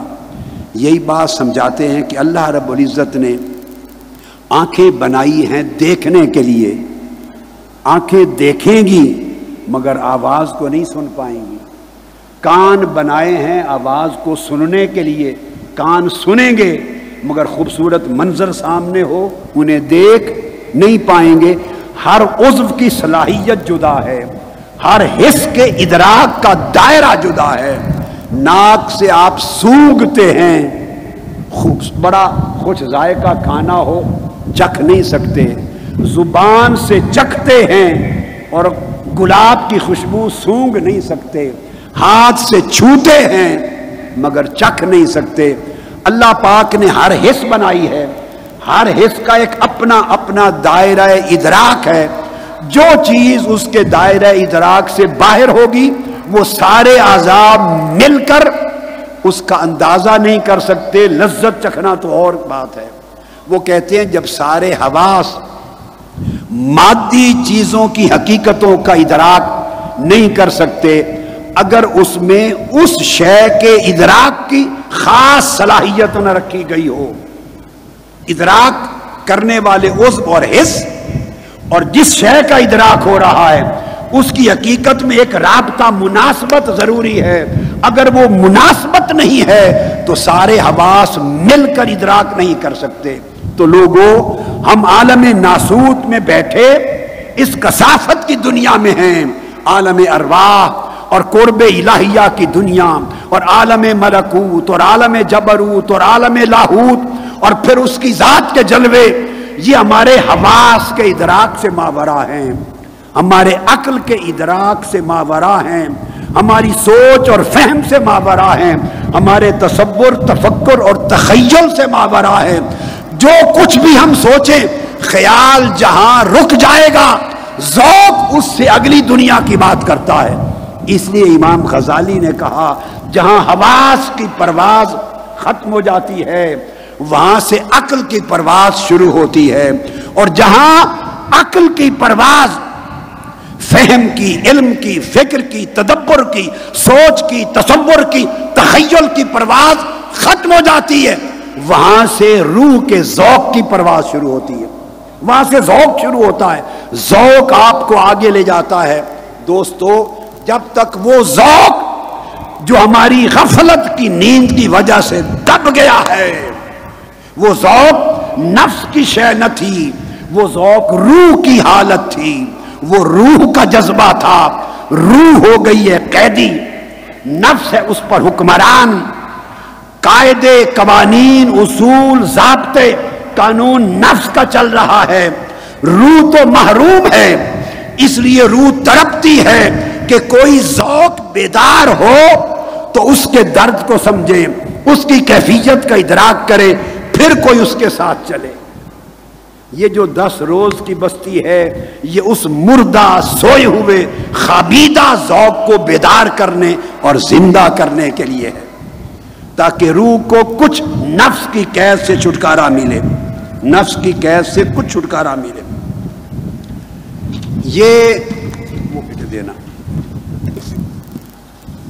یہ دو چیزیں بیان کر کے اب یہاں جو میں نے کہا کہ آنکھ چاہیے ایک خاص ذوق کی بات سمجھنے کے لیے، اس مضمون کے ساتھ جوڑتا ہوں۔ ذرا آگے چل کے مولانا روم نے ایک مضمون بیان کیا آگے، میں اس کو معنوی مناسبت کی وجہ سے، معنی کے ساتھ مناسبت کی وجہ سے یہاں لا رہا ہوں۔ آگے چل کے مولانا روم ایک حکایت بیان کرتے ہیں، اور اس حکایت میں خلیفہ وقت جب مجنو تھا اور لیلا تھی، ان کے زمانے میں جو وقت کا خلیفہ یعنی حکمران تھا، اس نے ایک روز لیلا سے بات کی. لیلا کو دیکھا گزرتے ہوئے، کہیں آمنا سامنا ہو گیا تو اس نے لیلا کو دیکھ لیا تو بلوایا تو لیلا سے کلام کیا. وہ گفتگو اس خلیفہ یعنی بادشاہ کا کلام، سوال اور لیلا کا جواب، اس کو مولانا روم نے حکایتاً قلم بند کیا. اس سے یہ مضمون اور کھل جائے گا جس کی بات ہم پہلے کر رہے ہیں. وہ کہتا ہے خلیفہ، گفت لیلا را خلیفہ کہاں توئی قصد مجنون شد پریشان و غوی.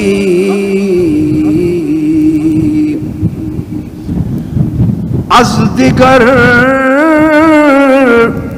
خوبات تو افزون نیستی گفت خامش چوں تو مجنون نیستی. بادشاہ نے جب لیلا کو دیکھا تو وہ بول اٹھا، اس نے کہا تو لیلا ہے؟ یہ جس کا ہر وقت قصہ سنتے تھے کہ مجنو دیوانہ ہو گیا ہے، مجنو پاگل ہو گیا ہے، مجنو اپنی عقل کی بازی ہار بیٹھا ہے اور پریشان اور دیوانہ ہو گیا ہے اور مارا مارا پھرتا ہے اور لیلا لیلا کرتا ہے، تو وہی لیلا ہے؟ بادشاہ نے لیلا کو دیکھا تو کہا تو وہی لیلا ہے جس نے مجنو کو پریشان اور دیوانہ اور پاگل بنا دیا؟ پھر اگلا بات کو بڑھایا اور ساتھ کہا، لیلا کیا چیز ہے تجھ میں؟ تجھ میں ایسی کوئی چیز مجھے نظر نہیں آئی جو دوسرے حسینوں سے بڑھ کر ہو.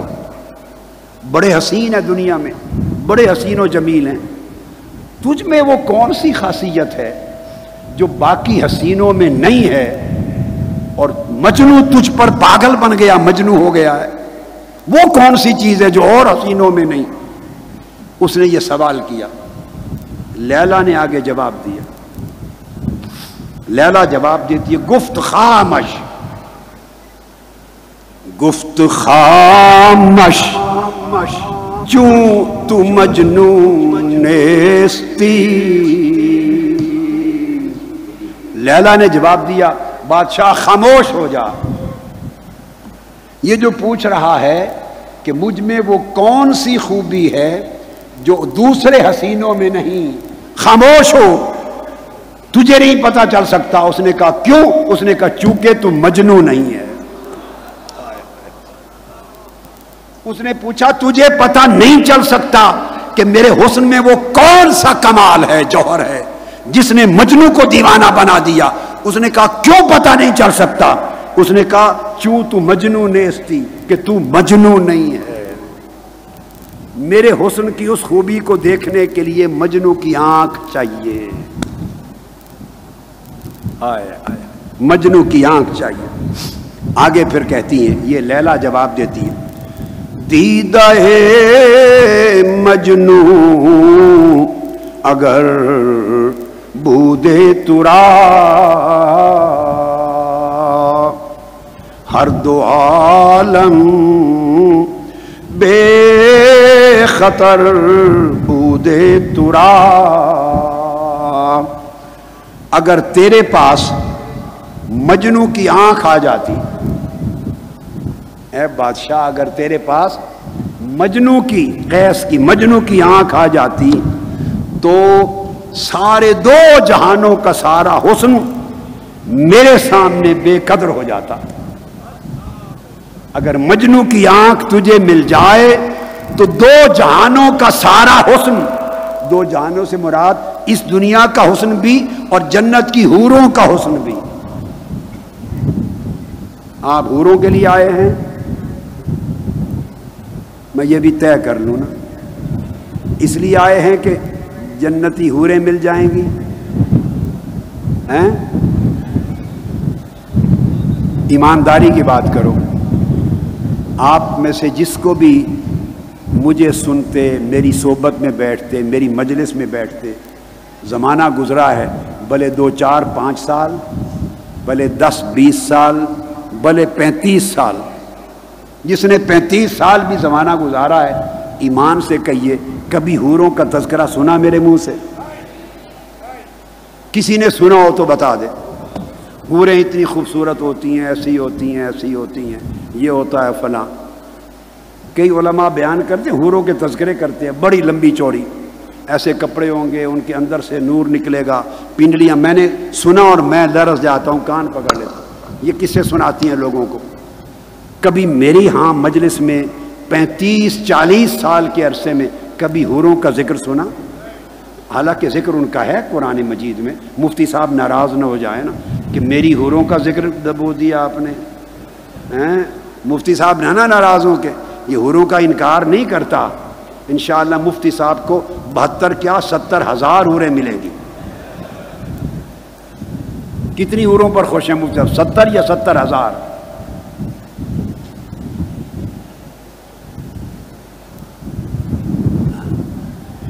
تو میں اس لیے کہہ رہا ہوں، اس نے یہ کہا کہ دو عالم کا حسن بے قدر ہو جاتا، اس کی کوئی وقت نہ رہتی.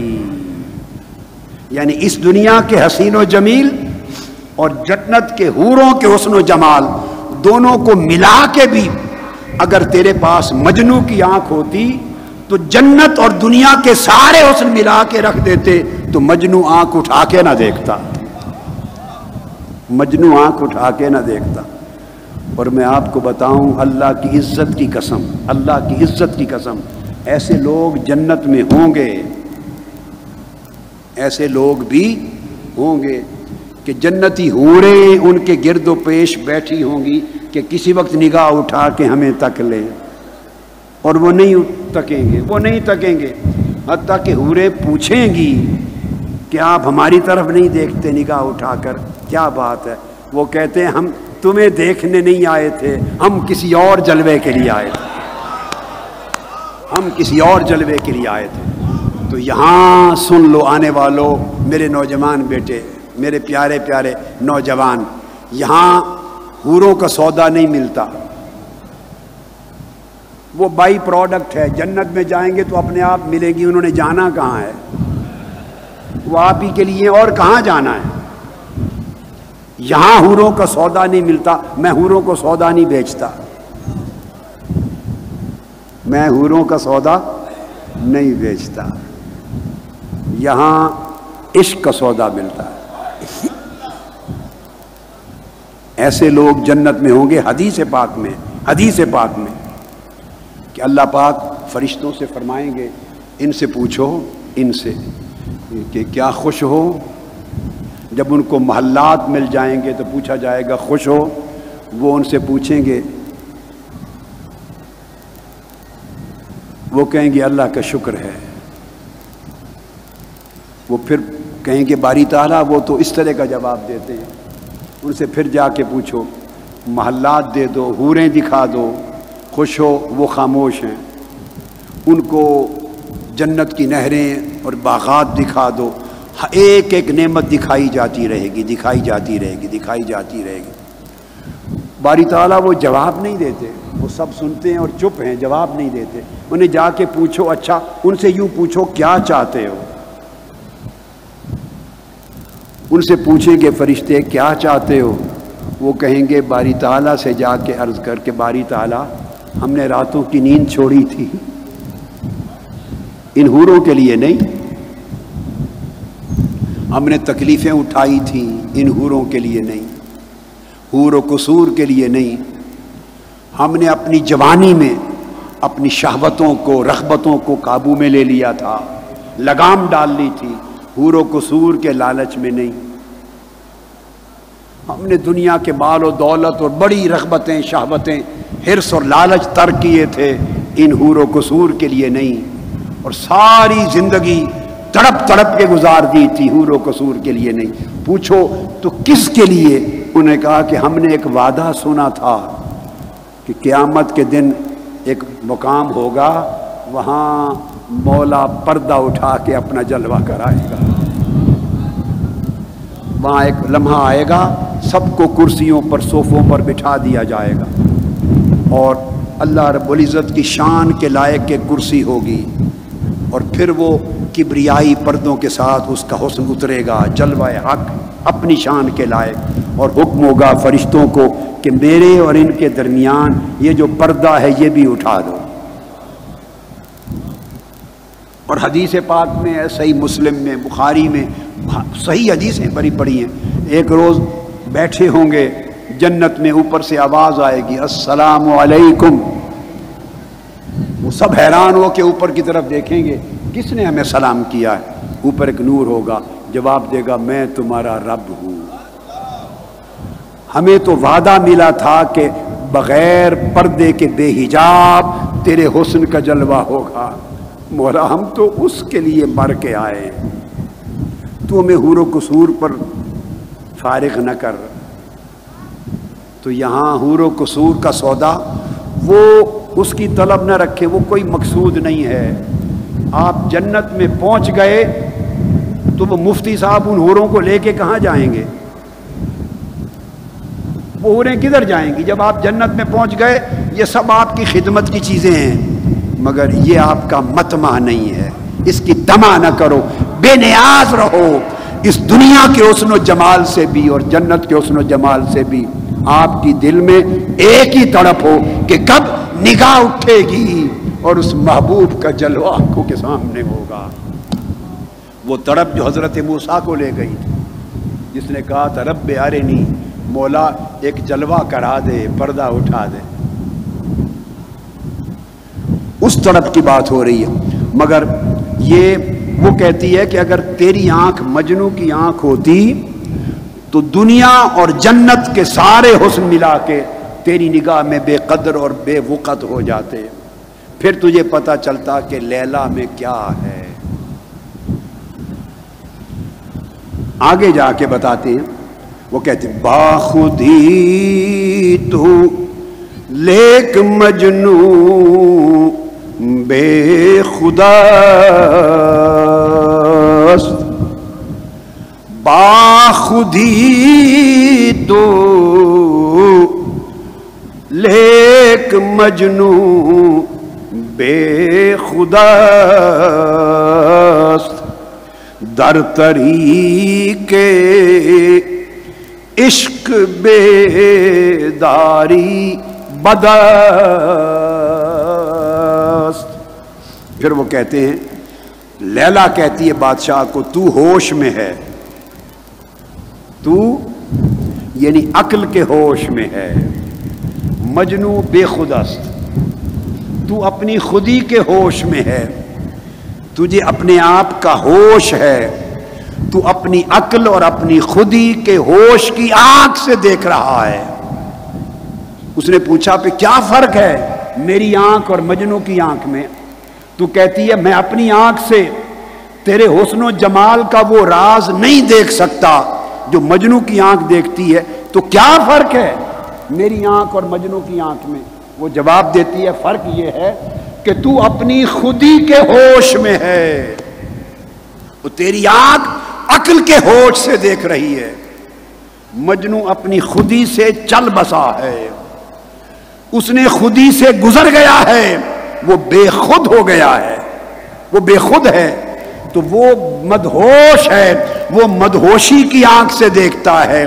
عاشق عقل کے ہوش سے جاتا رہتا ہے، عشق ایک نئی مدہوشی دیتا ہے، اور عشق کی مدہوشی عاشقوں کا ہوش ہوتا ہے، عشق کی مدہوشی عاشقوں کا ہوش ہوتا ہے، اور عقل کا ہوش عاقلوں کی، عقل کی جو خیرت، عقل و خیرت عاقلوں کا، وہ کہتے ہیں کہ طریق عشق میں تو چونکہ تو اپنے عقل کے ہوش میں ہے، لہذا تو جو دیکھے گا تو عقل کے دلائل سے دیکھے گا، تو موازنے کرے گا، تو ناپ تول کرے گا، تو اپنی منطق اور فلسفے کے اعتبار سے دیکھے گا، تو دنیاوی پیمانوں کے اعتبار سے دیکھے گا، اور جب بندہ عاقل نہیں رہتا عاشق ہو جاتا ہے، جو بات میں نے کی تھی، جب عاشق ہوتا ہے تو عقل و خرد کا ہوش اس کا جاتا رہتا ہے، اس پر مدہوشی طاری ہوتی ہے، اور مدہوشی ہی عاشقوں کا ہوش ہوتا ہے۔ وہ ہوش جو مدہوشی کا ہوش ہے وہ مجنوں کو نصیب ہو گیا ہے، تو ابھی اس ہوش کی نگری میں نہیں پہنچا، تو عقل و خرد کی ہوش میں دھکے کھاتا پھرتا ہے۔ کسی نے کیا تھا کہ دست رومی پردہ محمل گرفت، بو علی اندر غبار ناک کا گم، بو علی اندر غبار ناک کا گم، دست رومی پردہ محمل گرفت، کہ محبوب کجاوے پر سوار تھا، اونٹنی کے کجاوے پر محبوب سوار تھا، اس محبوب کے قدموں تک پہنچنے کے لیے، محبوب کا جلوہ کرنے کے لیے، محبوب کے رخ زیبا سے پردہ ہٹانے کے لیے بو علی بھی دوڑا۔ بو علی سینا یعنی فلسفی، گویا عقل بھی دوڑی، اور رومی بھی دوڑا جس رومی کو سن رہے ہو، اور رومی کا مطلب کیا ہے؟ عشق بھی دوڑا، گویا محبوب کا پردہ اٹھا کر اس کے چہرے کا جلوہ کرنے کے لیے عقل بھی دوڑی، عشق بھی دوڑا، دونوں پہنچے اونٹنی تک، مگر عقل اونٹنی کے پاؤں سے جو گرد اڑ رہی تھی، عقل گرد میں گم ہو کے رہ گئی، عشق بڑا، اس نے پردہ اٹھا کے محبوب کا جلوہ کر لیا۔ اس لیے کہا علامہ اقبال نے، گزر جا عقل سے، گزر جا عقل سے آگے کہ یہ نور، گزر جا عقل سے آگے کہ یہ نور چراغ راہ ہے، منزل نہیں ہے۔ عقل بھی پہنچاتی ہے مگر اونٹنی کے پاؤں کی گرد تک، عشق بھی پہنچاتا ہے، عقل بھی پہنچاتی ہے، مگر دونوں کی منزل میں فرق ہے۔ عقل اس اونٹنی جس کے کجاوے پر محبوب کو پیکر حسن سوار ہے، وہ اونٹنی کے پاؤں سے اڑنے والی گرد میں گم ہو جاتی ہے، پھر اس سے آگے کی اسے خبر نہیں ہوتی۔ یہ عشق کو توفیق ملی ہے کہ وہ بڑھ کر کجاوے سے پردہ اٹھا کر محبوب کو تک لیتا ہے۔ اس لیے لیلا نے کہا کہ اے بادشاہ، تو ابھی عقل و خرد کے ہوش میں ہے، عقل و خرد گرد میں گم ہے، تو مجنوں بن، مجنوں کی آنکھ لے، پھر تجھے بے خودی ملے گی، پھر تجھے بے ہوشی ملے گی۔ اس بے ہوشی میں ایک نیا ہوش ہوگا، اس بے ہوشی میں ایک نیا ہوش ہوگا، وہ ہوش تجھے وہ آنکھ دے گی جس سے تجھے سمجھ آئے گی کہ لیلا کیا ہے۔ تو عقل کی بیداری کے بعد پھر آگے عقل کی بیداری کے بعد ہوشیاری آتی ہے۔ یہ جو نقطہ بتایا اس کے اندر پھر وہ ایک اور شعر ہے،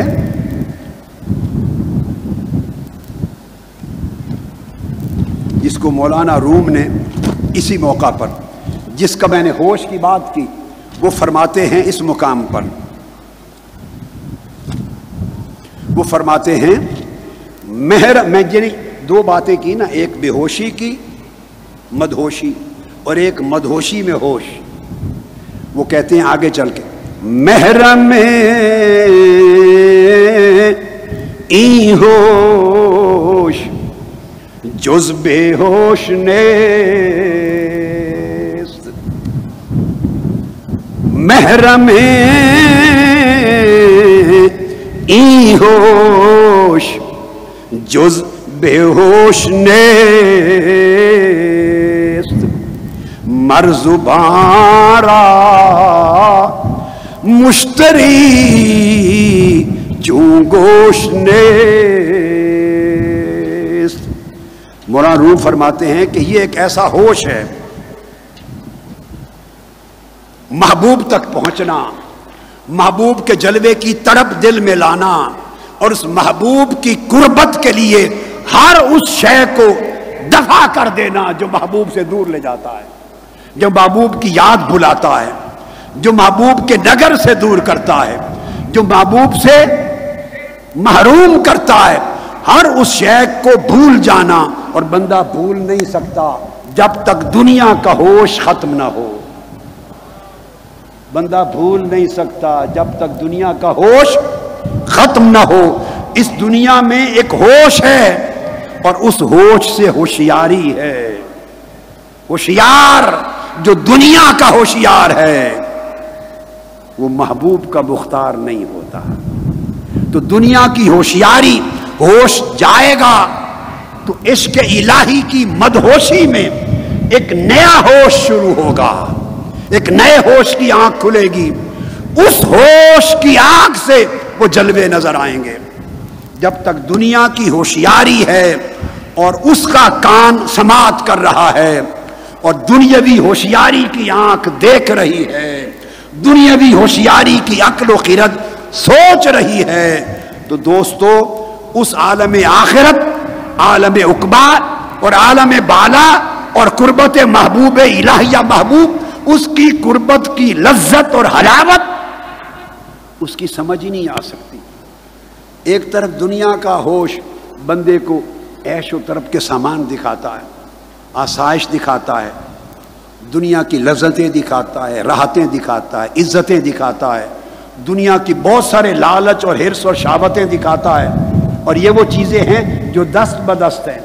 بندہ لپکتا ہے، اس لالچ میں بڑھتا چلا جاتا ہے، بڑھتا بڑھتا پھر جب تھوڑا ملتا ہے پھر اور زیادہ، وہ ملتا ہے اور زیادہ. آقا علیہ السلام نے فرمایا یہ ساری دنیا جو ہے نا، ساری دنیا اگر وہ ایک سمجھے سمندر کی مانند ہوتی اور بندہ پورا سمندر لے لیتا تو حرص ایسا ہے دنیا کا ہوش کہ وہ کہتا اب اس کے بعد اگلا سمندر ملے، وہ بھی پی لے تو وہ کہتا اگلا سمندر ملے. یہ سفر حرص اور لالچ کا دنیاوی ہوش کے تحت جو حرص اور لالچ اور شہوت کا سفر ہے، اس کی کوئی اینڈ نہیں ہے، کوئی خاتمہ نہیں ہے. اس لیے کہا کہ اے بندے جب تک تو اس ہوش میں ہے اس مدہوشی کی باتیں تیری سمجھ میں نہیں آ سکتی. اس ہوش سے گزرنا ہوگا، عشق کی مدہوشی طاری ہوگی، اس میں جا کر طلب مولا کی ایک چنگاری بھڑکے گی، پھر اس چنگاری کو پروان چڑھائیں گے، پھر اس کو بڑھانے کے لیے کاوش کریں گے.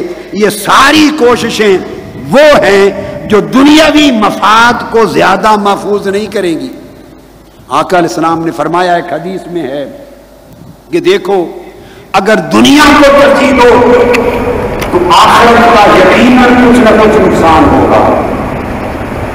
اگر آخرت کو ترجیح دو تو یقیناً دنیا کا کچھ نہ کچھ نقصان ہوگا. میری بات سمجھ آئی؟ آقا علیہ السلام نے فرمایا اگر آخرت کو ترجیح دو تو یقیناً دنیا کا کچھ نہ کچھ نقصان ہوتا ہے.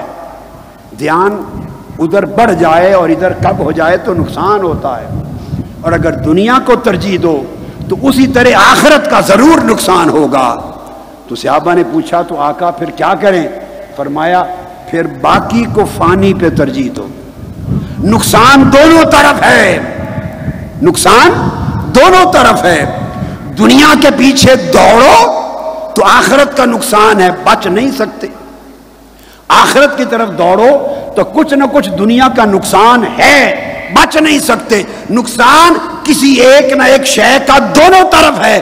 تو فرمایا پھر دیکھو باقی کیا ہے اور فانی کیا ہے، ہمیشہ کس نے رہنا ہے اور فنا کس نے ہو جانا ہے. جو فنا ہونے والی ہے اسی کو قربان کرو، جو باقی رہنے والا ہے اسے اختیار کر لو. اس لیے کہا کہ دنیا کی مدہوشی لے لو اور مولا کے عشق کا ہوش لے لو. اس سے جو آنکھ بدلے گی یہ خاص ہوش ہے. جب یہ ہوش ملتا ہے دل کو، عشق الہی کا ہوش، اس میں ما سوی اللہ کے علائق کٹ جاتے ہیں. اس میں مادی دنیا کی طلبات و رغبات کمزور ہو جاتی ہیں. حرص اور ہوا و ہوس ان کی پیٹھ کمزور ہو جاتی ہے، ان کو ٹھوکر لگتی ہے، ٹوٹتی ہیں. عقل معاش انسان اس کی گرفت کمزور کرتا ہے تو جب ادھر سے تھوڑا تھوڑا اس کا دل لا تعلق ہونے لگتا ہے، ادھر تعلق جڑنے لگتا ہے۔ اور یہ بھی آخری بات یاد رکھ لے، دو باتوں میں فرق ہے، ایک ہے دنیاوی اور معاشی فرائض کو نبھانا، یہ اور چیز ہے، دنیاوی ضرورتوں کو نبھانا، معاشی فرائض کو نبھانا، کاروبار رزق حلال کے فرائض کو نبھانا، اس سے کبھی آقا علیہ السلام نے اور اللہ رب العزت نے کبھی منع نہیں کیا، یہ اور چیز ہے۔ اور ایک ہے دل کا اس دنیا کے حرص اور ہوا و ہوس میں اور اس کی محبت و غم میں مبتلا ہو جانا، اس کا دکھ اور سکھ دنیا بن جائے، اس کی راحت اور بے چینی دنیا بن جائے، دنیا کی ہر چیز میں ہر وقت اس کا دھیان لگا رہے۔ اور جب یہ کیفیت ہوتی ہے تو اس کے بھی دو درجے ہیں، ایک عمومی مشغولیت ہے اور ایک اس دنیا میں فنائیت ہے۔ ایک ہے جتنی ضرورت ہو اس قدر مشغول ہو دنیا میں، بقدر ضرورت مشغول ہو دنیا میں، مگر عشق الہی اور آخرت کے ہوش کو کمزور نہ ہونے دے۔ اور ایک ہے دنیا کی طلب میں اس طرح بڑھتا جائے کہ فنا ہو جائے، اس کا جینا مرنا ہی دنیا ہو جائے، دنیا ملے تو اس کو راحت ہے، جائے تو مر گیا، اس کا چین سکون راحت عزت ہر شے دنیا میں آ جائے، جان دنیا میں آ جائے، یہ ہے دنیا میں فنا ہونا۔ تو دنیا میں جو فنا ہو گیا اس سے آخرت کا ہوش بھی گیا اور عشق الہی کا ہوش بھی گیا۔ تو دنیا میں فنا نہیں ہونا، دنیا کو بقدر ضرورت لینا ہے، وہ فرائض ہیں، وہ سنت ہے، وہ صحابہ بھی کرتے، وہ اولیاء بھی کرتے، وہ صلحاء بھی کرتے۔ تو دنیا کو اپنی سواری بناؤ، اپنے اوپر سوار نہ کرو، سوار خود بنو، دنیا آپ کے نیچے سواری رہے، سواری پر آپ سوار ہو تو لگام سے جدھر چاہیں موڑ کے لے جائیں، سواری آپ کے تابع ہو کے مڑتی چلی جاتی ہے۔ اور اگر دنیا کی طلب، دنیا کا حرص، دنیا کی شہوت، دنیا پرستی آپ پر سوار ہو جائے اور آپ دنیا کی سواری بن جائیں تو دنیا آپ کو پھر کتے کی طرح جدھر چاہے گی موڑ کے لے جائے گی، آپ پھرتے رہیں گے۔ دو چیزوں میں بنیادی فرق ہے۔ تو دنیا میں فنا ہونے سے بچو، دنیا کی سواری بن جانے سے بچو، اپنا راحت و غم اور جینا مرنا سب کچھ دنیا کے ساتھ جوڑ لینے سے بچو۔ یہ جو راحت ہے یہ اس کے عشق میں ملے، راحت قلب و جاں اس کی محبت میں ملے، راحت قلب و جاں اس کی طاعت اور اس کی معرفت میں ملے۔ دنیا بقدر ضرورت اور بطلب کفالت، بقدر ضرورت بقدر کفالت دنیا رہے۔ اس لیے اللہ والے کہا کرتے تھے کہ دل یار ول ہاتھ کار ول، ہاتھ کام کی طرف رکھو، دنیا کے کام کاج کی طرف ہاتھ رکھو، دل یار کی طرف رکھو۔ دل کبھی دنیا میں مشغول نہ ہو، یہ میرا درس ہے، دل دنیا میں مشغول نہ ہو، دل مدہوشی میں رہے، دنیا کی ہوشیاری دنیا کے لیے رکھو۔ جب دین کا معاملہ آ جائے، دین کو، آخرت کو اور مولا کے حکم کو ترجیح دو، دنیا کو پسنداز کرو۔ جب مقابلے میں آ جائیں تو جب دنیا کی جب مدہوشی ہوتی ہے تو عشق الہی کا ہوش شروع ہوتا ہے، اور عشق الہی کے ہوش میں ایک نئی آنکھ کھلتی ہے، اس آنکھ سے جو نظر آتا ہے وہ کسی دنیاوی ہوش رکھنے والے کی آنکھ کو نظر نہیں آتا۔ تو کوشش یہ ہے میری، تگ و دو یہ ہے کہ آپ 10 دن کو مدت نہیں ہے، پہلے زمانوں میں لوگ سال ہا سال عشق الہی کا ہوش لینے کے لیے، عشق الہی کا ہوش لینے کے لیے سال ہا سال زندگیوں کی ریاضت کرتے، مجاہدے کرتے، تب جا کے ان کو 1-2 گھونٹ ملتے تھے عشق الہی کے نصیب ہوتے۔ اب مصروف مشاغل دنیا کی مصروف زندگی میں یہ جو 10 دن آتے ہیں इसके बाद इस सबक को साल भर घर भी रहें तो सुनते रहें, हर रोज़ सुनते रहें, और 10 दिन में ये तहिया करके जाएं कि दुनिया की होशियारी पर मौला के इश्क की मदहोशी गालिब आए, और वो आँख लेके जाएं जो आँख अल्लाह के हुस्न के दीदार की तालिब हो। अल्लाह रब्बुल इज़्ज़त आपके हमारे सब के हाल पे करम फरमाए। वस्सलामु अलैकुम रहमतुल्लाहि व बरकातहू।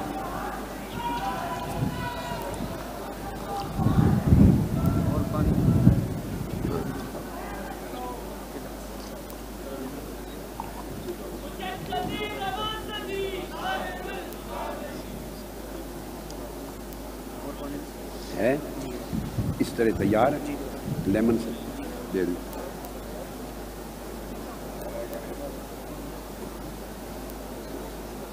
नाज़िम आला से अब्बासी साहब को अपने साथ कर। जी जी, वो सारा ऐसा कभी लड़ाई भी होती है।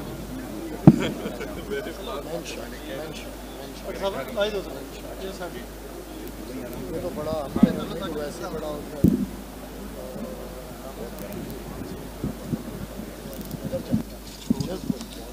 इतनी जज्ब की कैफियत कि बड़ा ला रहा है गरम पानी से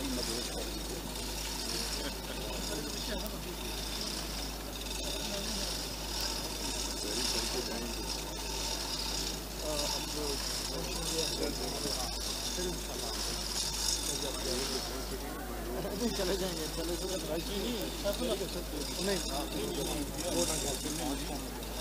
मीन मुलाहिजा कर सकते हैं, बल्कि शेखुल इस्लाम डॉक्टर मोहम्मद ताहिरुल कादरी के रिलीज शुदा हज़ारों खिताबात भी देख सकते हैं। मिनाज टीवी की लाइव स्ट्रीमिंग 1982 से अब तक हज़ारों खिताबात का ईयर्स वाइज ज़ख़ीरा, कुरान मजीद, हदीस मुबारका, सीरत, अकायद, फ़िक़ा जैसे मौज़ूआत पर कैटेगरी वाइज रसाई, खिताबात की सर्च की सहूलत, हज़ारों शार्ट क्लिप्स,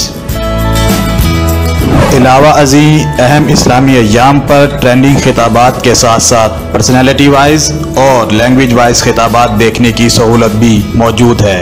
डाउनलोड करने के लिए अभी